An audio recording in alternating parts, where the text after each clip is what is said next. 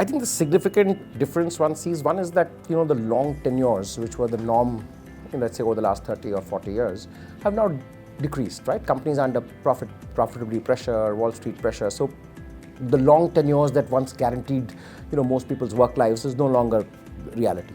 And the second part, therefore, is also given into that is with the enablement of technology, and specifically in India over the last few years with Wi-Fi, concepts like remote working, taking people on for short-term projects has become far more acceptable. Right? Earlier, you kind of worked largely with a fixed workforce and then over time try to reskill your existing workforce. Today, you can pretty much get people for short-term projects, do that. And also working remotely. So you don't have to have talent sitting on site, you can have talent at remote locations. So I think in that sense, it's become truly globalized. And together with shorter tenures and better technology, I think the whole organizations have started to become more nimble per force. And that's kind of got fueled also by the whole startups which have worked with much shorter timelines, shoestring budgets, and fewer people.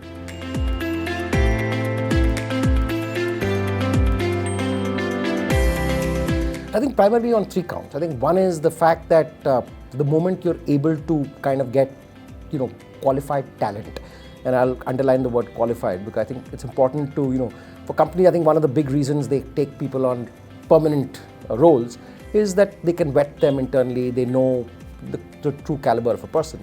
But the moment you have an external kind of way to qualify talent, I think then companies get more comfortable with taking people on short-term projects and consulting. So I think that really works to advantage. I think that is going to be the primary driver. The second, like I said, is also the nature of most organizations, that a lot of their business now will come in kind of projectized form. Right? Barring for the traditional FMCGs, which typically work on more standardized cycles, a lot of it will come in projectized form.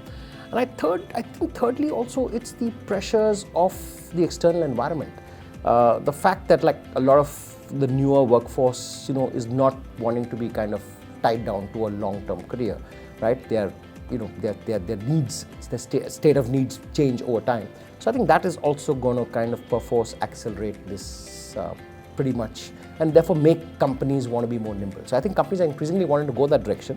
I think what's important is how do they kind of have valid, you can say curation, or you can say something that can validate the quality of these people that they're going to take on shorter term projects. That is really going to determine their direction.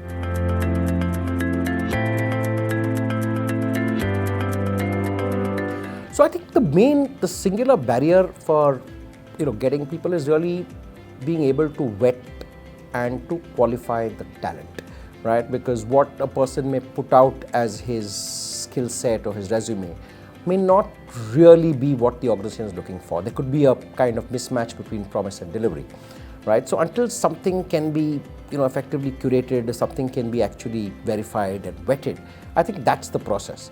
And to my mind, that is a huge barrier, organization's ability. The second part, I think, for organizations also is the kind of security element, right? Can I trust someone who's not in the organization's roles with things that really are putting my organization's reputation on the line? And I think that's where businesses tend to be a little cagey, because that with the employment contracts, you have a lot of clauses where you can reliably ensure that someone who's been in your roles doesn't overnight work for the competition or do things that are counter to your code of ethics. With this, I think that will also be a significant barrier for why would companies. So I think one is to be able to source the right kind of talent that's verified and authenticated, and second is what level of trust can you put on someone who's not effectively on your roles. That could be an impediment.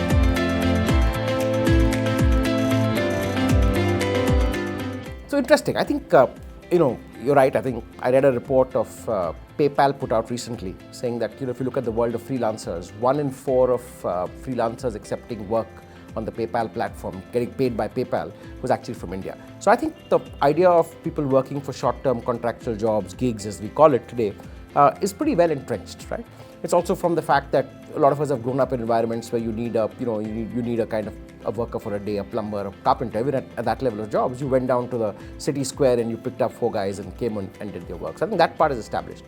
I think in terms of the fact that with a large percentage of a young population all ready to adapt to this contractual working format, I think it's quite natural that over time India will kind of become the lead market. So it will become this kind of crucible of a lead market.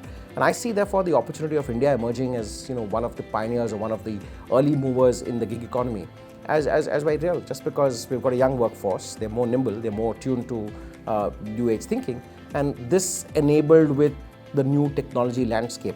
What Geo has disrupted over the last couple of years, just the creation of the fact that so many newer people have come into the roles that weren't existing, say, about 5 years back, I think is really going to accelerate the process.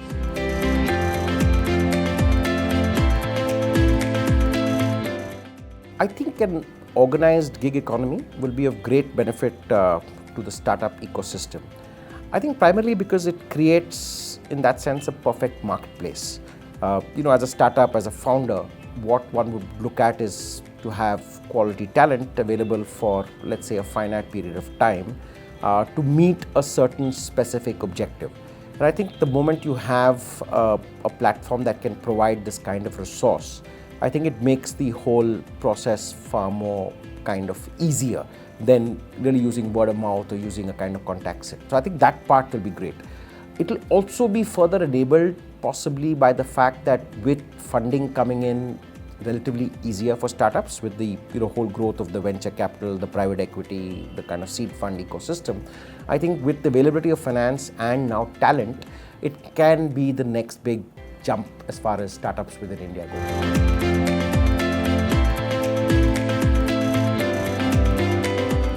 In terms of the gig economy, and I'll kind of put out an employer's perspective here, I think one is to ensure that the quality of the talent that you get is properly verified, is properly vetted, and actually is exactly what you want. And the reason I say so is that a lot of claims could be made by a potential person you're engaging that may not stand the test in terms of whether it's actually what he's claiming to be. So I think really it's that whole verification process and the ability to deliver on the specific timelines.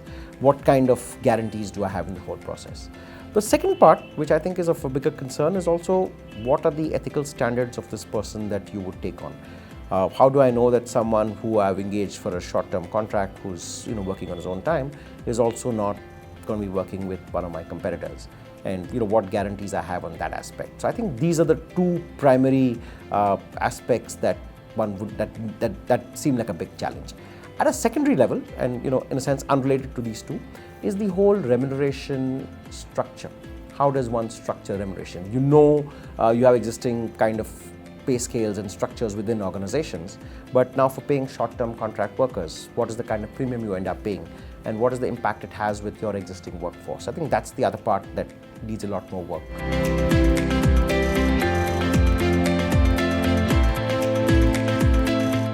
I think the biggest part is really readying your organization for the gig economy. I think just building nimbleness into the DNA of organization is really going to be something that HR will have to lead its way into. I think really look at it as a big opportunity.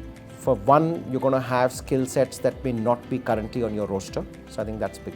Two is, I think you're not going to have people who are going to over time become deadwood. These are people you're going to take for short-term projects, and you're going to pay them a fair wage for that project that they did work.